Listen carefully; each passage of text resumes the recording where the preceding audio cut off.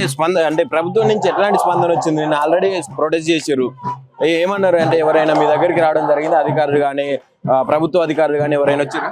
ఇప్పుడు మనకి ఇదే కాంగ్రెస్ గవర్నమెంట్ నుంచి ఎవరు రెస్పాండ్ ఇవ్వలేదు, మా మెయిల్ కి రెస్పాండ్ ఇవ్వలేదు, మేము రిప్రజెంట్ చేసిన తర్వాత దానిపైన రెస్పాండ్ ఇవ్వలేదు. ఒకటే మాట చెప్తున్నారు వాళ్ళు, మా దగ్గర ఫండ్ లేదు అంటే. మేము ఒక క్వశ్చన్ అడుగుతున్నాం ఇక్కడ, ఎందుకు తీసుకొచ్చినాం అంటే మాకు ఫెలోషిప్ ఇలాంటి మన వాళ్ళ కోసం కావాలని తీసుకొచ్చినాం. కానీ ఈ ప్రభుత్వం వచ్చిన తర్వాత ఇలాంటి ఇష్యూస్ అవుతున్నా అంటే మాకు ఇప్పుడు స్టూడెంట్ కన్సర్న్ అడ్రస్ చేస్తలేదు అని మేము ప్రొటెస్ట్ చేసినాం. మళ్ళీ ఈ రోజు ఈ ప్రొటెస్ట్ అవుతున్నా, ఈ ప్రొటెస్ట్ ఏంటి అంటే ఎస్టర్డే మా ప్రొటెస్ట్ చేసిన తర్వాత ఈ పాస్ తర్వాత ఒక కొత్త బిల్డింగ్ ఉంది, ఐఓఐ ఫండ్ నుంచి కడుతున్నారు.